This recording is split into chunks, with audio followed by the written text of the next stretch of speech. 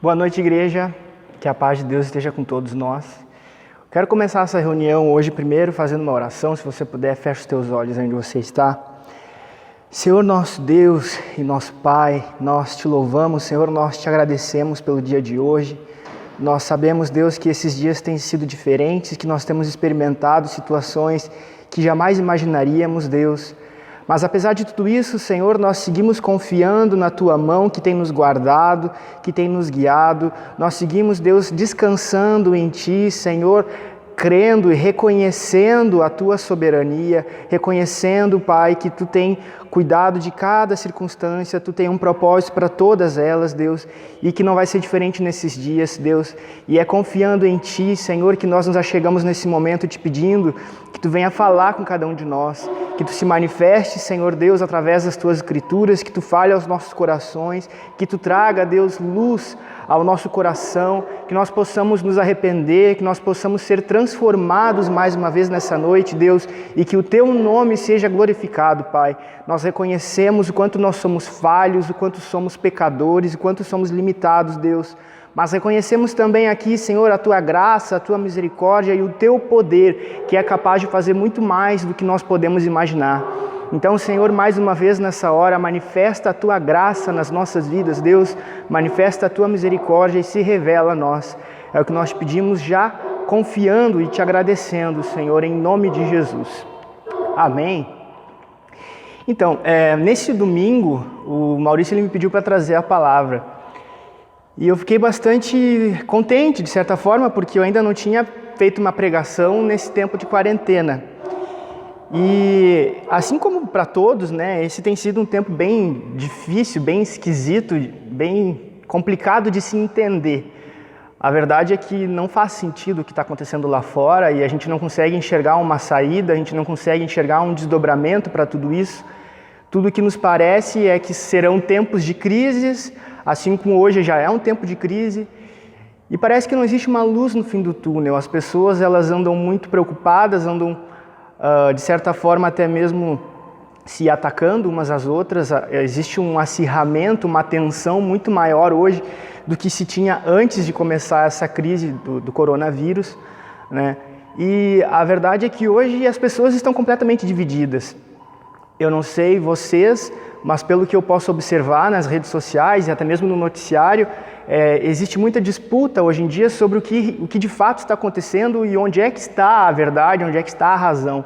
Enquanto alguns dizem que esse vírus pode ser uma arma química feita em um laboratório, outros dizem que esse vírus é culpa da miséria, das pessoas que não têm acesso a alimentos assim como nós, que precisam comer animais silvestres, animais que têm doenças, né? E, enfim, é uma discussão gigante em torno do assunto que de fato não vai resolver todo esse problema que nós temos vivido. Mas uma coisa que me chamou muita atenção, e esse é o motivo de eu estar comentando isso agora com vocês, é que independente de onde surgiu esse vírus, independente de qual seja o motivo dele ter aparecido, a verdade ela é uma só e só Deus sabe como é que esse vírus surgiu.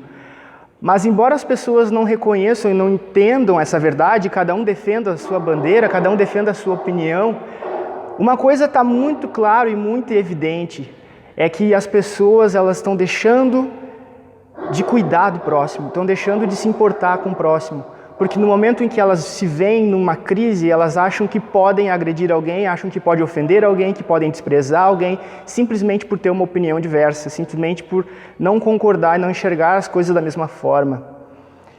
E como cristão, eu me pego pensando em Cristo, e pensando em como Jesus lidava com os diferentes, lidava com aqueles que enxergavam diferente. E é sobre isso que eu quero falar hoje, porque lá no Evangelho de Lucas, no capítulo 11, no versículo 34, Jesus ele traz uma comparação que ela é muito interessante e eu acredito que muito pertinente ao que a gente está vivendo hoje. Que diz assim, Lucas capítulo 11, versículo 34 ao 36. Os olhos são a candeia do corpo. Quando seus olhos forem bons, igualmente todo o seu corpo estará cheio de luz. Mas quando forem maus, igualmente o seu corpo estará cheio de trevas.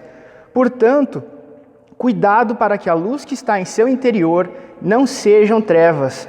Logo, se todo o seu corpo estiver cheio de luz e nenhuma parte dele estiver em trevas, estará completamente iluminado, como quando a luz de uma candeia brilha sobre você.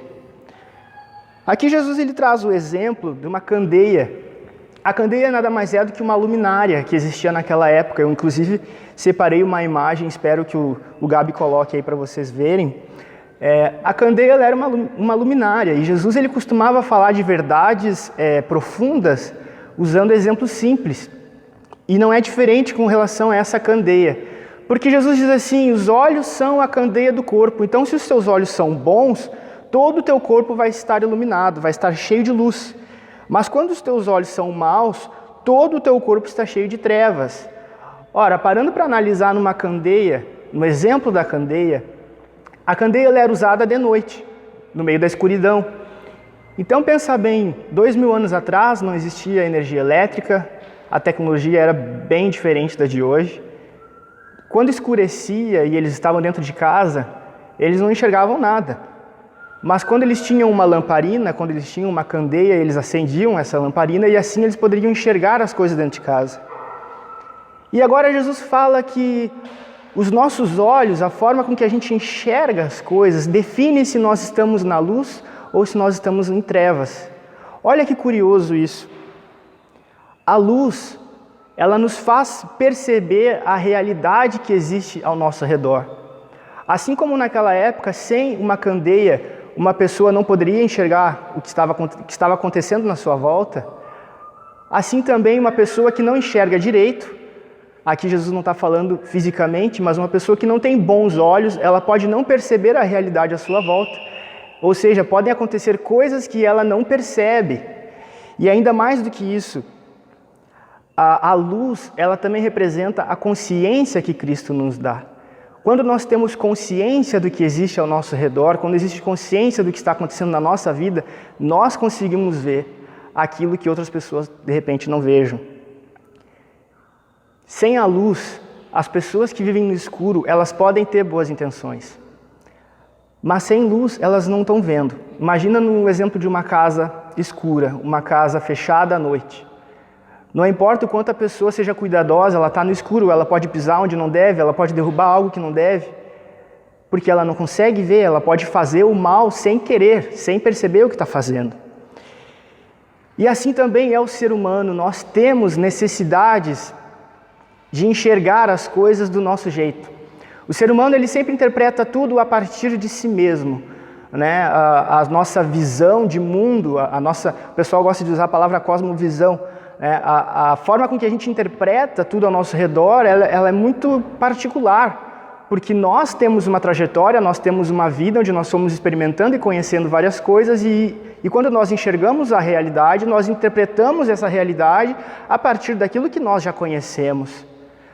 Mas aqui Jesus está dizendo que existe uma luz de uma candeia e que sem essa luz nós podemos viver em trevas e estar cheios de trevas.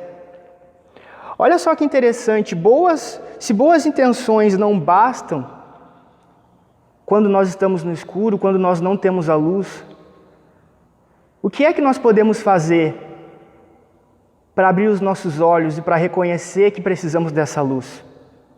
É reconhecer que nós estamos em trevas, é reconhecer que os nossos olhos não são bons, que nós não enxergamos bem, que nós estamos cheios de trevas. Eu separei aqui alguns versículos que falam sobre isso. Provérbios 16, versículo 2 diz assim: todos os caminhos do homem lhe parecem puros, mas o Senhor avalia o espírito. Provérbios 16, 25. Há caminho que parece reto ao homem, mas no final conduz à morte. Provérbios 21, 2. Todos os caminhos do homem lhe parecem justos, mas o Senhor pesa o coração. Salmo 36, versículo 2 e 3. O ímpio se acha tão importante que não percebe e nem rejeita o seu pecado. As palavras da sua boca são maldosas e traiçoeiras. Abandonou o bom senso e não quer fazer o bem. Provérbios 12, versículo 15. O caminho do insensato lhe parece justo, mas o sábio ouve os conselhos. E eu ainda separei um trecho lá em Jeremias, capítulo 17, versículo 9 e 10, que diz assim: o coração é mais enganoso que qualquer outra coisa, e sua doença é incurável. Quem é capaz de compreendê-lo? Eu sou o Senhor que sonda o coração e que examina a mente, para recompensar a cada um de acordo com a sua conduta, de acordo com as suas obras. Além de olhar para as Escrituras, a gente pode olhar também para a história recente da humanidade. São vários os exemplos de pessoas que tinham uma visão distorcida da realidade e acabavam fazendo o mal, achando que na verdade estavam fazendo bem. Um exemplo bem gritante disso foi a história do nazismo. Enquanto na Alemanha nazista, muitas pessoas achavam que era bom isolar os judeus em campos de concentração. As pessoas achavam que era bom que eles matassem os homossexuais, que matassem os deficientes físicos. Então, eles tinham aquele tipo de visão completamente corrompida por aquela circunstância, por aquele momento que eles viviam, e eles não percebiam o tamanho das trevas em que eles estavam envolvidos. Assim também aconteceram com outras histórias de ditaduras, como por exemplo a Revolução na China, a Revolução Comunista na China, onde milhares de cristãos foram mortos, milhares de pessoas passaram fome. Também na Coreia do Norte, na própria União Soviética, onde muitos cristãos foram mortos. Na Coreia do Norte, até hoje, existem campos de concentração, e onde os inimigos do Estado são mantidos presos, né? Inclusive os cristãos que são descobertos lá na Coreia do Norte, eles são enviados para esses campos de concentração. E o militar que vive lá na Coreia do Norte, quando ele prende um cristão, ele, na consciência dele, no olho dele, na forma dele de enxergar as coisas, ele está fazendo bem. Ele está fazendo bem para a sua nação. Então, olha como é perigoso a forma com que nós enxergamos, a forma com que nós interpretamos o mundo, interpretamos a realidade. Porque às vezes, pensando que fazemos o bem, na verdade nós estamos fazendo mal. Um exemplo bíblico muito pertinente a isso é a história de Paulo. Porque o apóstolo Paulo, antes de ser cristão, era judeu, né? Desde criança ele foi judeu, ele aprendeu sobre a lei, ele era bastante dedicado na sua fé, na sua devoção a Deus. E quando Jesus Cristo surgiu e quando a igreja começou, Paulo ele já era um quase homem, já tinha bastante conhecimento das coisas e tudo. E no momento em que a igreja começou a ser perseguida, ele aprovava isso, ele achava que era justo. As Escrituras dizem que quando me fugiu o nome do primeiro mártir, Estevão. Quando Estevão foi morto, Saulo estava lá e Saulo aprovou isso. Ele achava que era correto matar os cristãos. Tanto é que depois, a partir de então, ele se engajou tanto nessa perseguição ao caminho que era pregado pelos discípulos, pelos apóstolos, que num dia indo para Damasco, para a cidade de Damasco, com uma carta já pronta, preparada, com a autorização para perseguir mais cristãos também naquela cidade, ele teve um encontro com Jesus. E nesse momento em que ele teve um encontro com Jesus, os olhos dele, ele viu uma luz, Jesus falou com ele, eu sou a Cristo, aquele a quem tu me persegue e tudo mais. Ele ficou cego fisicamente, mas a sua forma de enxergar a vida mudou completamente. E desde então, Saulo se tornou Paulo, um homem que antes perseguia os cristãos achando que aquilo era bom, achando que aquilo era o certo, achando que aquilo agradava a Deus, se tornou um defensor do Evangelho, um defensor da fé em Cristo. Tanto é que nós vemos tanta dedicação que ele teve com a igreja do primeiro século em argumentar, em ensinar a respeito de Cristo, em defender esses princípios que são revelados em Cristo. Paulo teve a sua forma de enxergar a realidade transformada por Cristo, pelo encontro que ele teve com Jesus.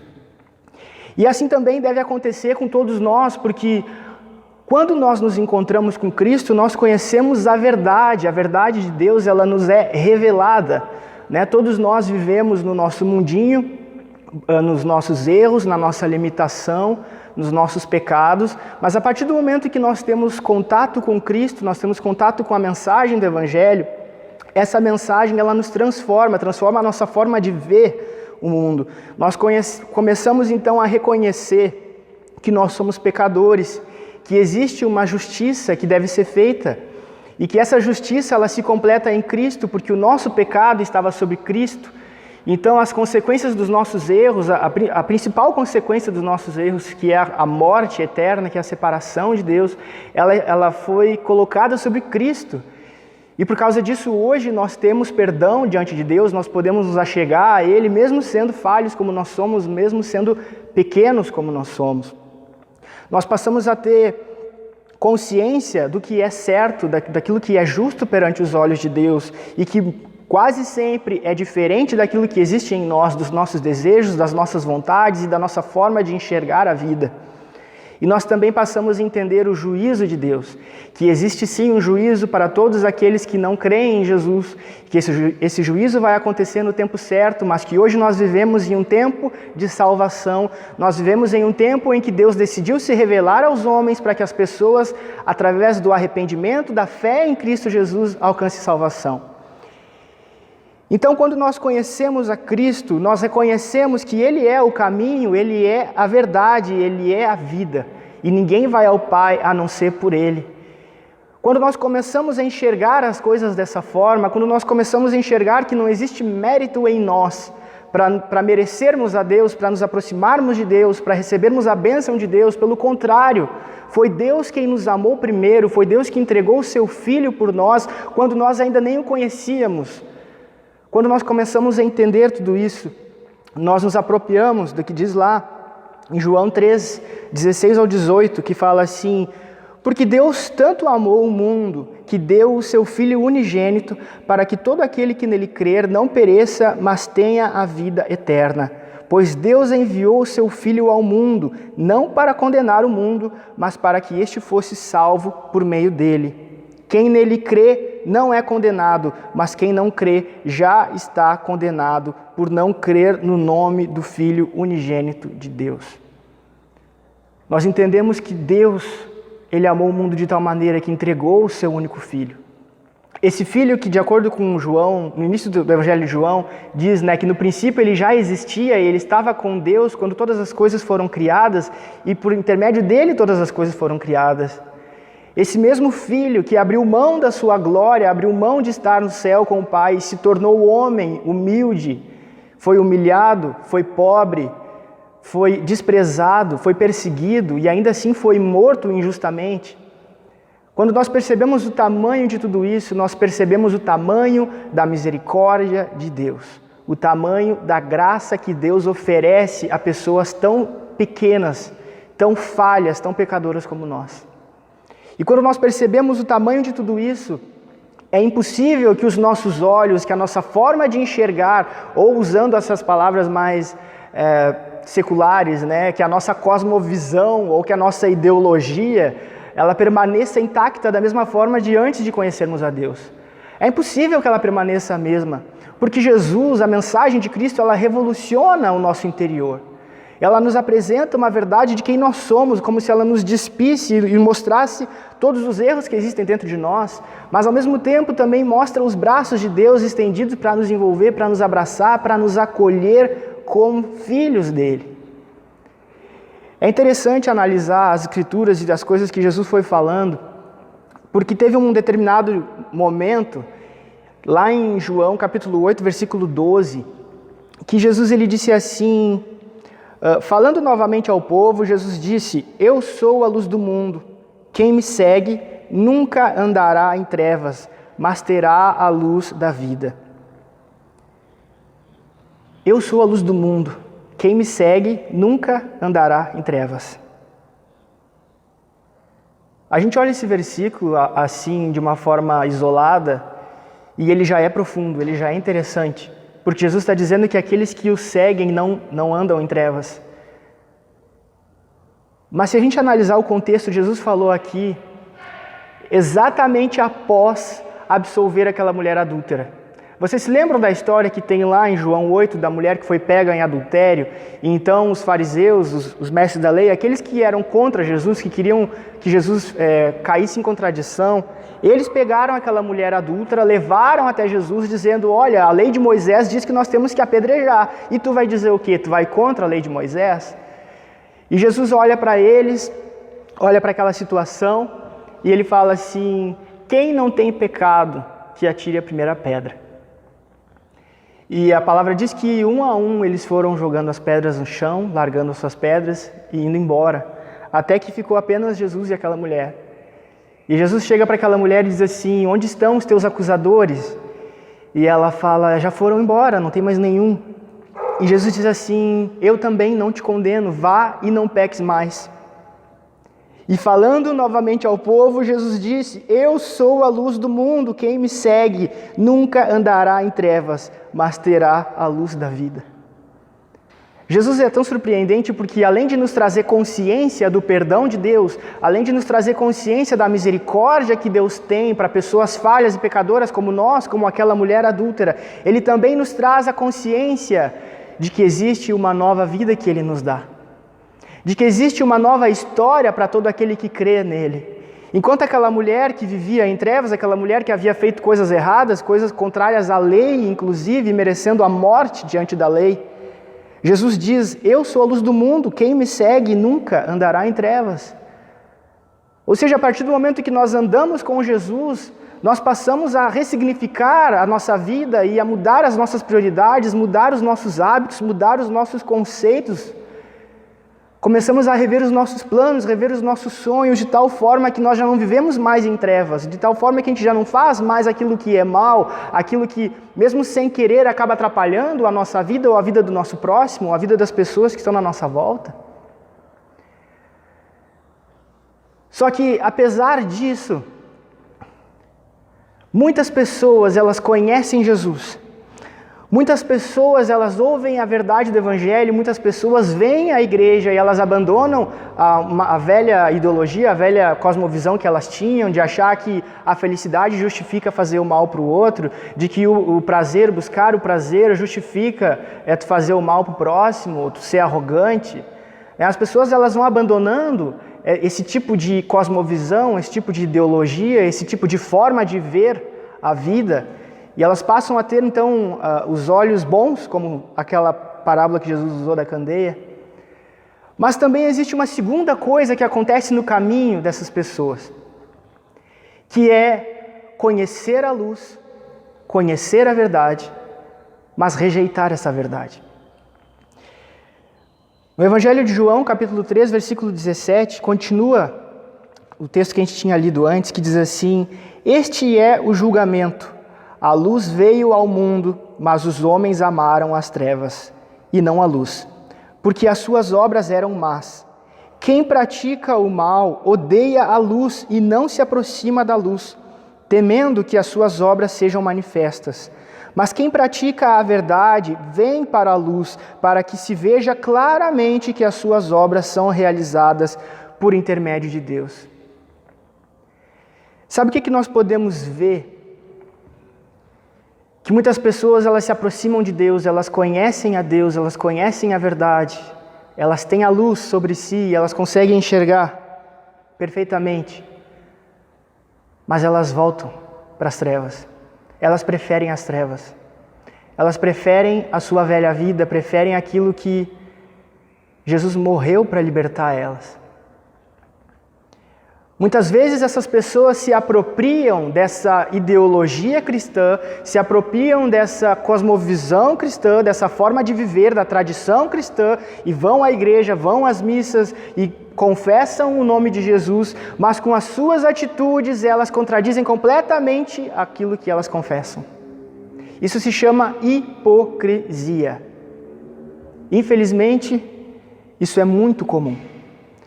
Porque às vezes a gente tem a falsa segurança de que conhecer a verdade, de que conhecer a luz do Evangelho já nos basta, já nos garante, já estou dentro. Por quê? Porque eu tenho conhecimento.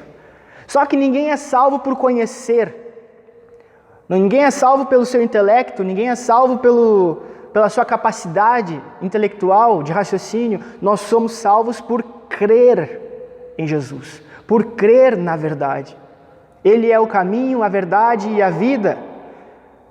Não basta apenas saber que Ele é o caminho, nós precisamos ir nesse caminho, precisamos andar nesse caminho. Não basta apenas conhecer essa luz, reconhecer que Ele é a luz, precisamos seguir essa luz.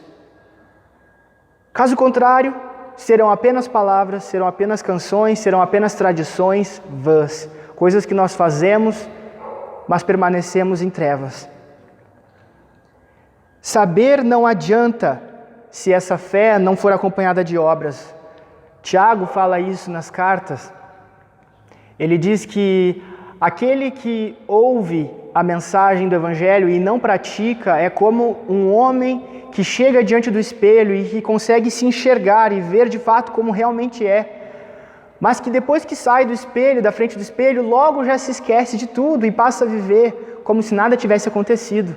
Assim são aqueles que conhecem, mas não praticam.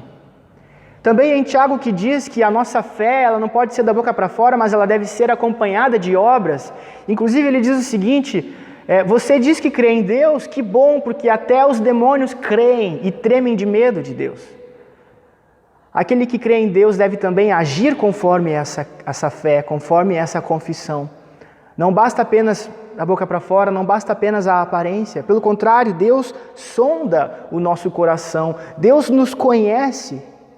Ele sabe exatamente aquilo que se passa dentro de cada um de nós.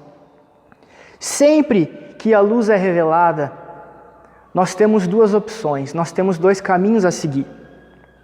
Ou nós nos arrependemos, ou nós aceitamos aquela verdade, reconhecemos que nós precisamos mudar, que existem coisas em nós que não estão bem, reconhecemos o poder de Deus, a soberania de Deus, reconhecemos Cristo como nosso Senhor, como nosso Salvador, como o único caminho para pessoas como nós. Nós reconhecemos que, olha, de fato eu não tenho jeito, mas eu sei que Deus é poderoso para fazer alguma coisa boa em mim. Essa é uma opção, mas a outra opção é fingir que está tudo bem. É dar uma tapeada na nossa aparência, uma maquiada nos nossos defeitos, nas nossas falhas, no nosso orgulho, na nossa arrogância. E fingir que está tudo bem. Isso é interessante de analisar porque, voltando lá para Lucas 11, quando Jesus dá o exemplo da candeia, logo após aquele exemplo, ele começa a falar sobre hipocrisia. Enquanto Jesus dizia, cuidado com a candeia dos teus olhos, porque se os teus olhos forem bons, tu vai estar cheio de luz. Mas se os teus olhos forem maus, tu vai estar cheio de trevas. E logo após ele começa a dizer, ai dos fariseus e dos hipócritas.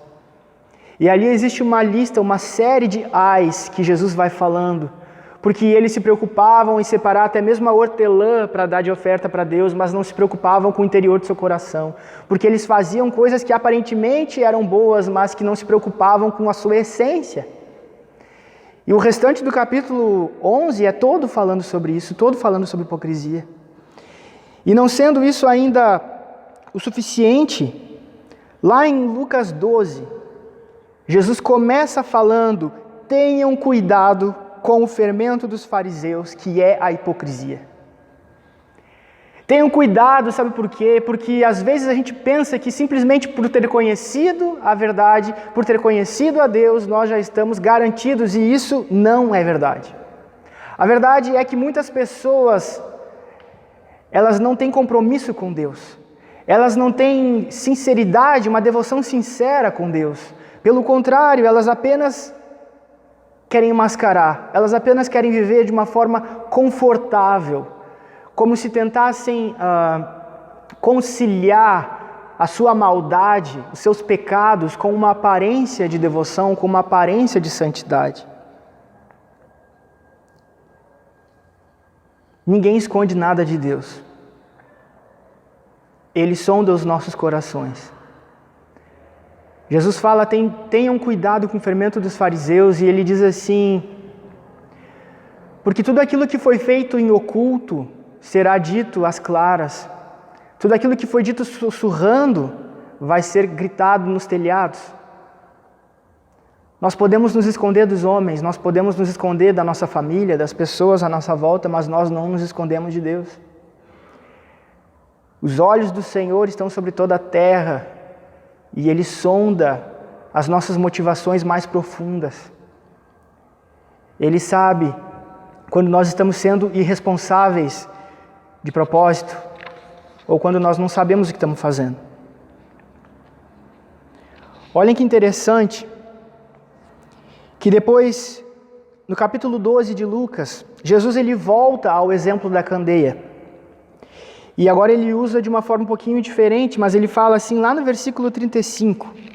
Estejam prontos para servir e conservem acesas as suas candeias, como aqueles que esperam o seu senhor voltar de um banquete de casamento, para que, quando ele chegar e bater, possam abrir-lhe a porta imediatamente. Felizes os servos cujo senhor os encontrar vigiando quando voltar. Eu afirmo que ele se vestirá para servir, fará que se reclinem à mesa e virá servi-los. Mesmo que ele chegue de noite ou de madrugada, felizes os servos que o Senhor encontrar preparados. Entendam, porém, isto: se o dono da casa soubesse a que hora viria o ladrão, não permitiria que a sua casa fosse arrombada. Estejam também vocês preparados, porque o Filho do Homem virá numa hora em que não o esperam. Jesus ele diz ali, ele começa dizendo: mantenham as suas candeias acesas, se preparem, sejam prudentes, porque será feliz aquele que for pego fazendo o que é certo. Aquele servo que conhece a vontade do seu Senhor, que conhece o desejo do seu Senhor e que faz conforme o desejo do seu Senhor, faz conforme a vontade do seu Senhor. Feliz é esse servo se ele for pego fazendo a vontade do seu Senhor. Mas ai daquele que pensa que o seu Senhor não volta mais, ou que ainda vai demorar, e que por pensar nisso começa a ter descuido, começa a ter desprezo, perde o zelo em fazer a obra do seu Senhor. Porque quando este for pego, seu Senhor, ele vai ser justo. E fala isso lá no versículo 47.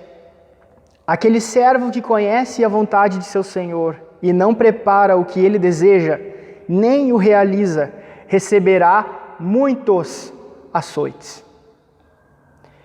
E ainda continua dizendo: mas aquele que não conhece e pratica coisas merecedoras de castigo, receberá poucos açoites. A quem muito foi dado, muito será exigido. E a quem muito foi confiado, muito mais será pedido. Olha o tamanho do que Jesus acabou de falar. Felizes são aqueles que mantêm as suas candeias acesas e se preparam para a volta do seu Senhor e que se dedicam a fazer a vontade do seu Senhor, mas aqueles que conhecem essa vontade e que não preparam aquilo que o seu Senhor deseja, vai receber muitos açoites. E ainda fala daqueles que não conhecem essa vontade, como se fosse uma colher de chá, sabe? Para aqueles que de repente não tiveram tempo para conhecer a vontade de Deus, não tiveram tempo para se aprofundar nas Escrituras, ou não tiveram estudo, não tiveram, enfim, a possibilidade de se aprofundarem nessa verdade que o Evangelho nos traz, e que fazem coisas erradas sem saber que é errado, não tiveram a sua cosmovisão transformada, não tiveram a sua ideologia ressignificada, ainda assim receberão açoites. Menos, mas receberão também. Se Deus é justo com aqueles que perecem na mentira, se Deus vai fazer juízo com aqueles que rejeitam a Cristo, com aqueles que rejeitaram a Cristo lá na cruz, aqueles que cuspiam nele, aqueles que diziam: tu não é o Filho de Deus, então liberte a ti mesmo. Se Deus vai executar juízo com esses, por que então que Ele não fará justiça e juízo com aqueles que se dizem seus filhos, mas que não se parecem com Ele, que sequer buscam se parecer com Ele, com aqueles que se dizem filhos de Deus, mas que nas suas atitudes são filhos da carne, são filhos do diabo, são filhos desse mundo? Nós vivemos num tempo em que as coisas vão ficando complicadas. E eu não estou falando aqui da crise do coronavírus. Eu não estou falando aqui da crise econômica que a gente vai viver ainda e que a gente já está vivendo de certa forma. Já dizem que é a maior crise desde 1930, que foi a maior crise do mundo.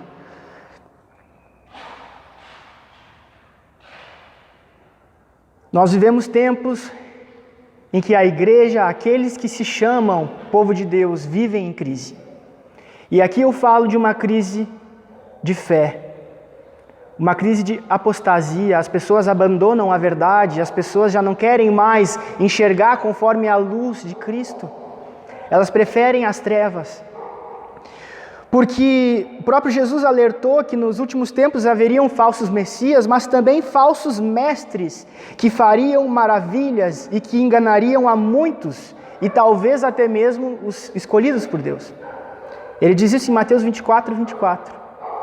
E nós já vivemos isso, não é preciso procurar muito para encontrar homens de Deus que fazem milagres, que fazem chover dinheiro por aí, mas que as suas palavras passam muito longe das palavras de Cristo, que já não falam sobre arrependimento, já não falam sobre conversão, não falam sobre o pecado, a justiça, o juízo, mas que falam aquilo que anima, aquilo que traz conforto à carne, ao ser humano carnal, que continua baseado nas suas próprias garantias, nas suas próprias riquezas, na capacidade do seu próprio braço e que não se dobra a Deus diante das circunstâncias.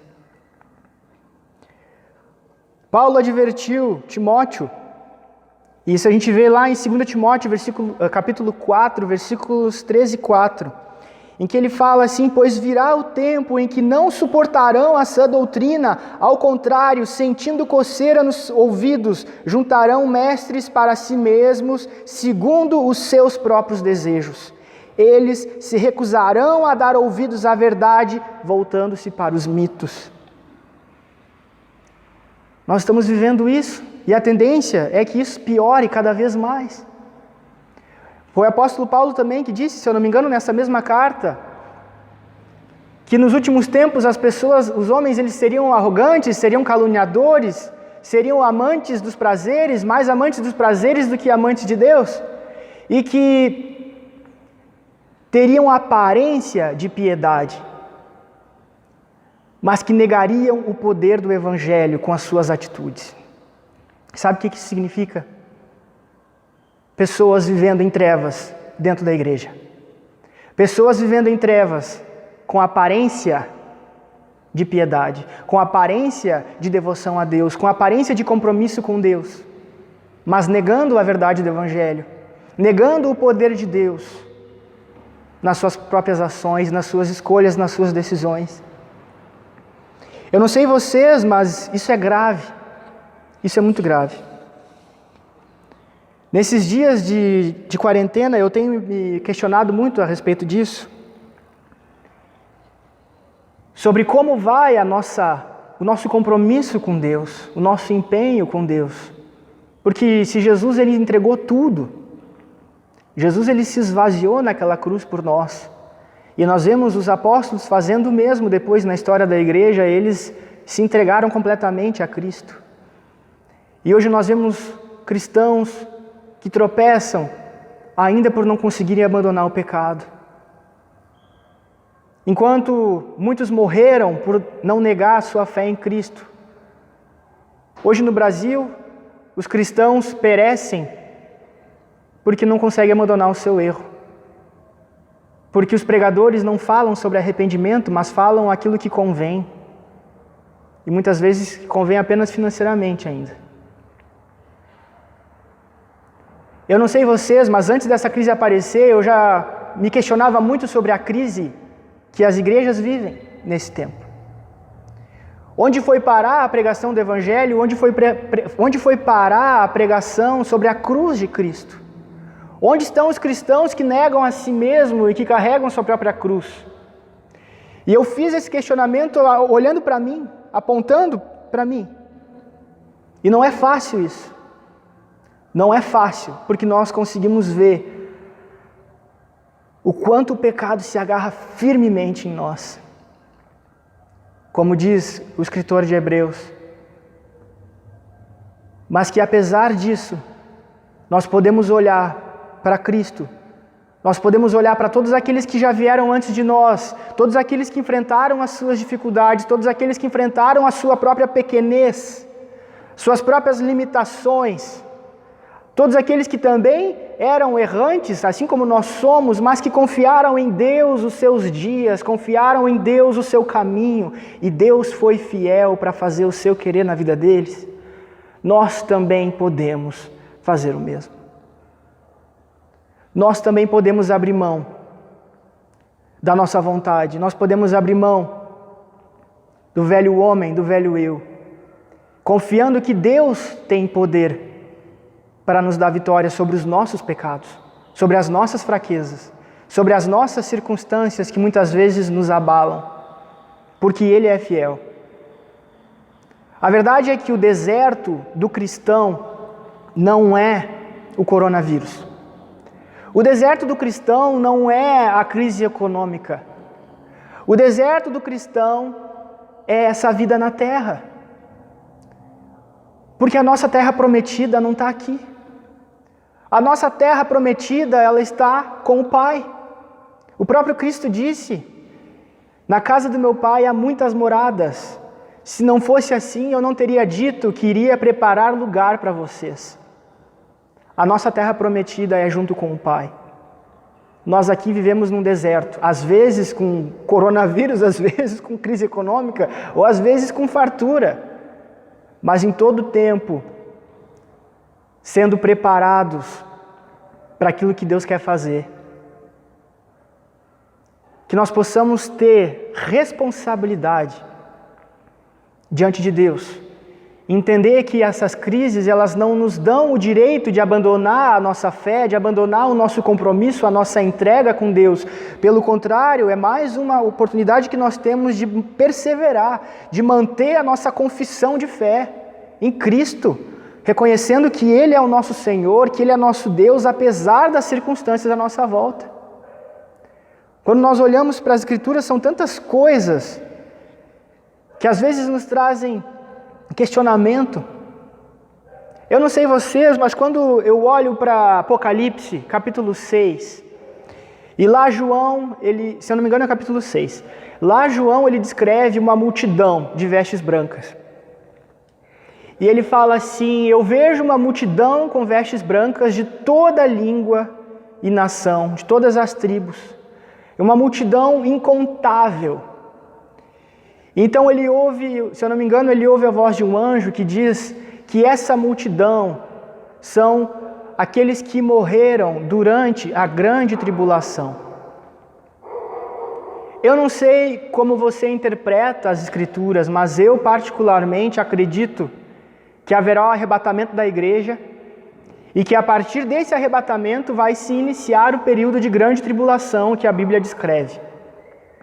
E segundo essa interpretação, esse povo incontável de mortos na grande tribulação são pessoas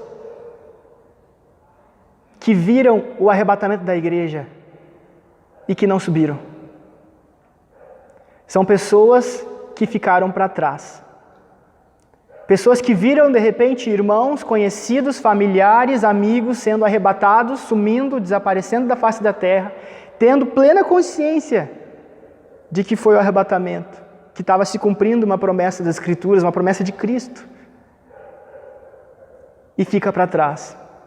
E precisa passar pela grande tribulação e passar pela morte, para enfim chegar aos céus. Eu não sei vocês, mas quando eu vejo o tamanho da crise de fé que os cristãos vivem, eu entendo completamente essa visão de João. Eu entendo completamente que muitos ficam para trás. É fácil de enxergar isso. Porque as pessoas acham que vir na igreja está bom. Que confessar uma fé, uma rotina de fé já está bom. Que não precisa ser sincero. Sabe, afinal de contas a gente tem tanta coisa para fazer, né? A gente tem tantas coisas para se ocupar, o mundo é tão corrido hoje em dia. A nossa vida é tão corrida, o século XXI, né? Nosso estilo de vida já é outro. Lembram de Marta e de Maria? Enquanto Marta ficava aos pés de Jesus, atenta às suas palavras, Maria ficava atenta às suas palavras.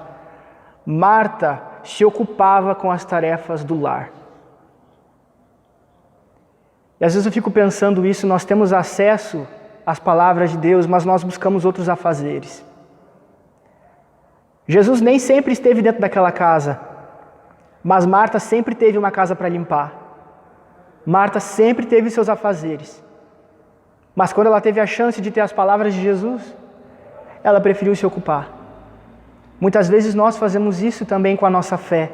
Negligenciamos a nossa responsabilidade de cristãos e de filhos de Deus e nos entregamos à nossa rotina, aos nossos afazeres, aquela desculpa que é tão conveniente para nós: não tive tempo. Mas Deus sonda os nossos corações. Deus conhece aquilo que existe dentro de cada um de nós. Eu sei que essa mensagem ela pode ser bem dura para algumas pessoas e para mim foi muito dura, tem sido muito dura nesses dias, nessas semanas que eu venho pensando sobre isso. Mas eu quero te lembrar do poder de Deus. Eu quero te lembrar da misericórdia de Deus e da graça de Deus, que é o motivo de nós estarmos aqui e é o motivo de Deus, sendo bom, sendo perfeito, ainda assim se revela a pessoas tão pequenas e tão falhas como nós. Se Deus faz isso, é porque Ele tem um propósito, é porque Ele sabe onde Ele está se metendo. Se Deus tem falado contigo, te entrega para Ele, te arrepende se for preciso, revê os teus conceitos, revê a tua forma de enxergar a vida, mas entrega o teu caminho ao Senhor. Confia a tua vida ao Senhor, confessa que Ele é o teu Salvador e vive conforme essa fé. Vive dia após dia, negando a si mesmo, se arrependendo de novo se for preciso, porque volta ou outra a gente acaba pecando. Mas que a gente possa persistir, que a gente possa perseverar, para que sejamos daqueles que são prudentes, daqueles que estavam preparados no dia em que o seu Senhor voltou. Quero terminar lendo com vocês uma parábola que está descrita em Mateus, capítulo 25. Mateus 25, versículo 1 diz assim: O reino dos céus será, pois, semelhante a 10 virgens que pegaram suas candeias e saíram para se encontrar com o noivo.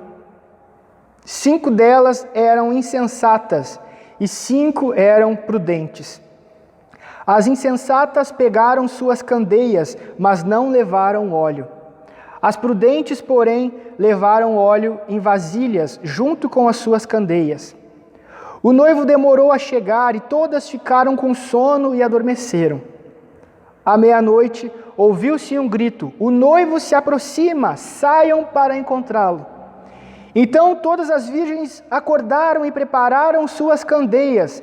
As insensatas disseram às prudentes: Deem-nos um pouco do seu óleo, pois as nossas candeias estão se apagando. Elas responderam: Não, pois pode ser que não haja o suficiente para nós e para vocês. Vão comprar óleo para vocês. E saindo elas para comprar o óleo, chegou o noivo. As virgens que estavam preparadas entraram com ele para o banquete nupcial, e a porta foi fechada. Mais tarde vieram também as outras, as insensatas, e disseram: Senhor, Senhor, abra a porta para nós. Mas ele respondeu: A verdade é que não as conheço. Portanto, vigiem, porque vocês não sabem o dia e nem a hora. Eu quero orar com você. Senhor nosso Deus e nosso Pai, nós te agradecemos, Senhor, por essa oportunidade que Tu nos dá, de mais uma vez nos ouvir a respeito da Tua palavra, ouvir a respeito da Tua verdade, Senhor, pela oportunidade que Tu nos dá, Senhor, de reconhecer o nosso estado diante de Ti, de reconhecer, Senhor, que somos pecadores, que somos falhos, que somos imperfeitos, que somos dependentes do Teu amor, dependentes da Tua misericórdia. Nós te agradecemos, Senhor, porque Tu decidiu se revelar a pessoas pequenas como nós, a pessoas falhas e limitadas como nós, e Tu tem nos dado a oportunidade de experimentar do Teu poder, experimentar, Senhor, da Tua misericórdia e da Tua graça, e nós Te louvamos por isso, Senhor, mas eu quero orar por todo aquele que tem ouvido essa mensagem, todo aquele que tem percebido, Senhor, o seu estado de miséria espiritual, todos aqueles que têm percebido o seu estado de dureza, Senhor, todos aqueles que têm percebido quão longe estão de Ti, apesar de muitas vezes viverem dentro de igrejas, apesar de muitas vezes viverem confessando uma fé que não é praticada, que não é vivida dia a dia, Senhor. Eu te peço, Pai, que Tu venha sobre a vida de cada uma dessas pessoas, trazendo o arrependimento, trazendo o convencimento que só o Teu Espírito Santo pode trazer. E mais do que isso, Senhor, eu te peço que Tu venha trazer também, Pai, o Teu poder, que é capaz de fazer aquilo que nós não conseguimos imaginar, é capaz de fazer infinitamente mais do que tudo que nós te pedimos, do que tudo aquilo que nós pensamos. Nós confiamos em Ti, Senhor, porque é de Ti que vem o querer e o efetuar, e é confiando na Tua forte mão, é confiando na Tua soberania, é confiando na Tua misericórdia, Deus, que nós te pedimos. Levanta aquele que está caído, Senhor, levanta aquele que um dia já esteve perto de Ti, mas que se desviou do caminho, levanta, Senhor, aquele que hoje tenta, mas que às vezes não encontra força, dá força ao cansado, Pai, levanta a Tua igreja, restaura a Tua igreja, Pai, santifica a Tua igreja. Nós vivemos dias maus, Senhor, dias em que as pessoas vivem em trevas, apesar de confessarem o Teu nome, mas nós pedimos, Pai, que a Tua luz venha brilhar sobre a vida de cada uma delas e que elas também tenham a chance de se arrependerem, a chance de viverem e de experimentarem a nova vida que só Tu é capaz de dar, Senhor. Que nós possamos enfrentar esses dias conforme o Teu querer, Pai, sendo regenerados, sendo fortalecidos, Deus, com o Teu amor, com a Tua graça que é sobre nós. Nos ajuda, Senhor, a enxergar a Tua bondade, nos ajuda, Senhor, a enxergar que Tu está conosco, apesar de muitas vezes as pessoas não estarem conosco, apesar de muitas vezes as pessoas nos abandonarem, que nós possamos nos lembrar, Senhor, que mesmo que uma mãe se esqueça do seu filho, Tu jamais se esquece daqueles que são Teus, que Tu nos conhece pelo nosso nome, Pai. Que nós possamos descansar nessa certeza, Deus, de que nós não servimos a uma ideologia, nós não servimos a uma cosmovisão, a uma opinião, mas nós servimos ao Rei dos Reis, o Senhor dos Senhores, nós servimos ao Criador dos céus e da terra, nós servimos aquele que tem o universo na palma das Suas mãos, e é confiando nisso, Pai, confiando em Ti, que nós te pedimos, Deus, toma conta das nossas vidas nesses dias. Nós não sabemos o que virá amanhã, nós não sabemos como serão as coisas, Deus, mas nós sabemos que Tu estará conosco. Nós sabemos que Tu continuarás sendo o mesmo, que Tu continuarás sendo um Deus fiel. E nós pedimos, Pai, nos dá a oportunidade, o privilégio de sermos fiéis a Ti também, Senhor. Porque esses dias são maus, porque a nossa carne é má, mas que nós confiamos e nós nos entregamos a Ti, reconhecendo que nada somos, Deus, sem Ti, nada podemos fazer sem Ti. Toma conta da Tua igreja, Pai. Toma conta de cada um dos Teus filhos, de cada um dos meus irmãos. Toma conta da minha vida, Deus. Nos guarda, nos protege e nos conduz com segurança debaixo da Tua mão de proteção. É o que nós pedimos, Deus, e já Te agradecemos em nome de Jesus. Amém? O sacrifício lá na cruz foi suficiente para mim.